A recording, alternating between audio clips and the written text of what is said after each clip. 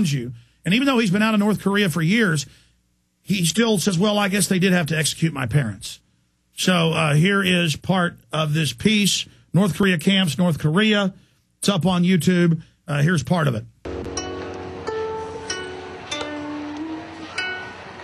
In the South Korean capital of Seoul, we've made contact with a young man of 26 years who, until 2 years ago, didn't know that a world existed outside of the barbed wire. I didn't know, not at all, not until I escaped.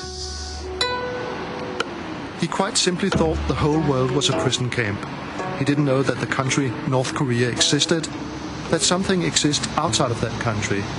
He didn't even know that the mastermind behind his miserable life was Kim Jong-il. The children from Camp 14 were so worthless that they didn't deserve knowledge of the life and thoughts of the dear leader.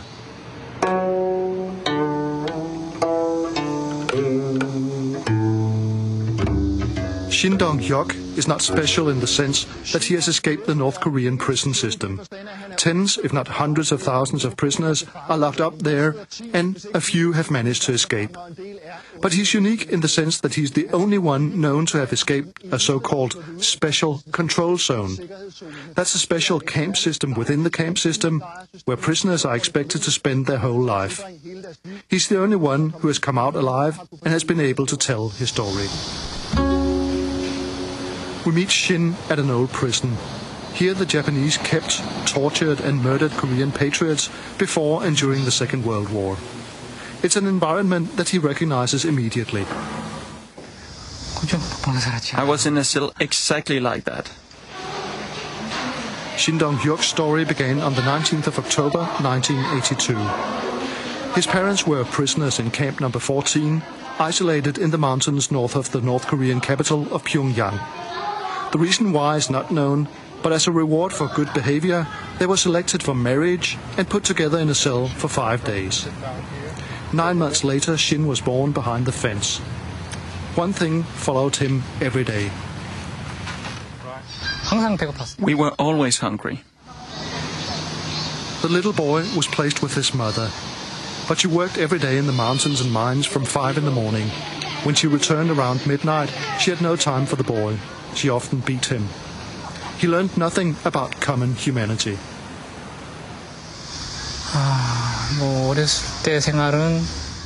I had no real feelings when I was a kid.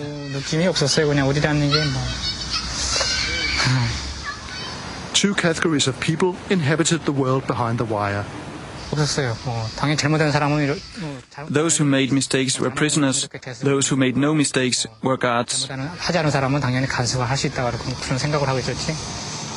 the eyes of the little boy, the starved and sometimes beaten woman who returned to him at night was the cause of his suffering. My mom had made mistakes, so it was only natural that we should live like this. I didn't even want to know why. Hit pause. Notice how, again, breeding them like animals as slave labor in the mines and cutting timber, and he still believes it's because his parents made mistakes. And so he deserves to be there. And see, that's now, a couple of illegal aliens in a parking lot were able to buy guns a few years ago. Now you don't get to have gun shows. See, and now France, 152 men and women killed each other in marriage. The government's going to send in basically adult services to monitor all marriages now. If you raise your voice, we're going to arrest you. We're going to take your kids.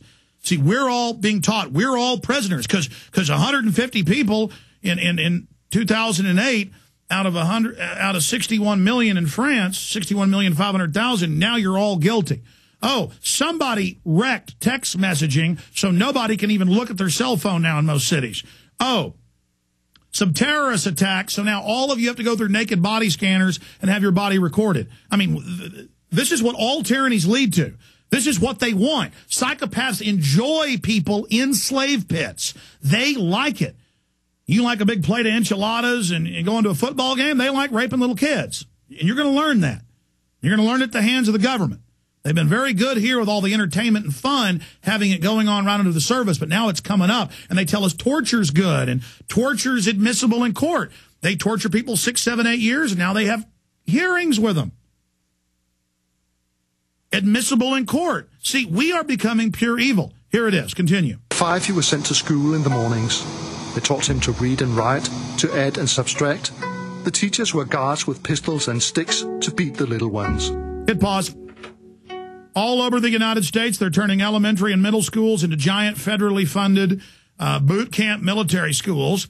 The Boy Scouts are being taken over in every major city, and the Explorer Scouts by the police and Homeland Security, training to take on, quote, veterans and gun owners, New York Times. But they say that's good. I mean, folks, they're actually setting this up. This is the scientific dictatorship. Continue. One day he witnessed a teacher beating a little girl on the head so hard that she died the next day. In the afternoon, the 5-year-old was sent to the mountains to do hard labor. The only positive thing about that was that it was possible to catch mice, rats, worms and snakes for the eternally hungry stomachs. Friendship and closeness didn't exist.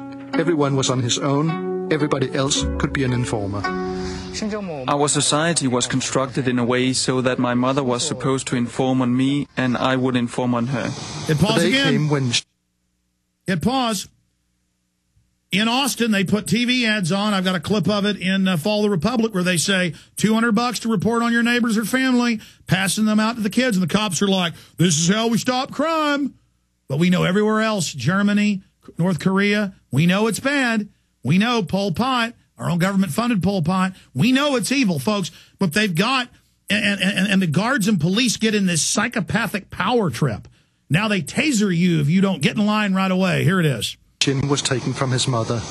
He was placed in a dormitory and supposed to attend secondary school. 12살 때부터는 이제 중학교 올라가면서 From 12 years on, it was nothing but work. But they called it secondary school. There was no reading or stuff like that. 수용소에서 이제 작업할 게 있으면 우리 학생들이 나가서 막 하거든요.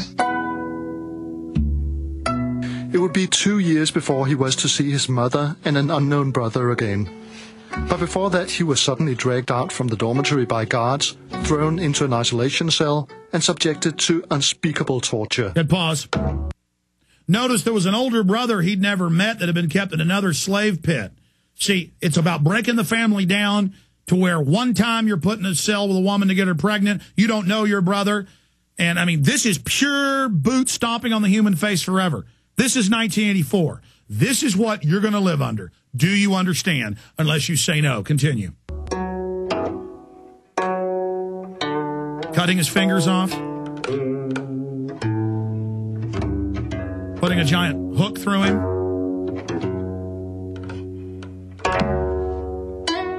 Over fire.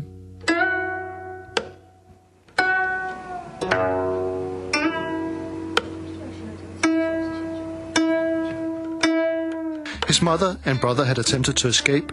The idea was to get the 14-year-old boy to reveal if he knew anything about the attempt, but he knew nothing and couldn't tell anything.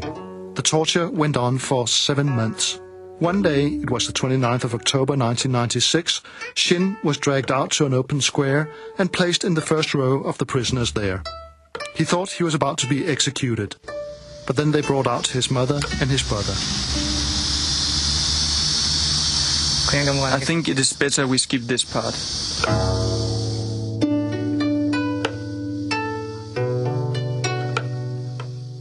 The brother was shot.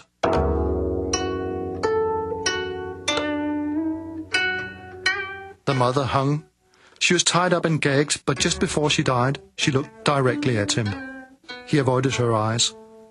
From then on, a miserable life was transformed to daily naked horror. After the death of my mother, I had an incredible hard time. I was beaten every day. I almost died. The other children attacked him. "Your life is lost," they yelled and laughed. They stole his food, and all the time he hated his mother and brother for what they'd done. I blame them a lot. It's hard to express. 형에 대해서 많이 진짜 원망스러웠어요. 그냥 엄마. But it was a good thing that they died. 엄마하고 형하고 많이 원망했어요. 어떻게 보면은 아.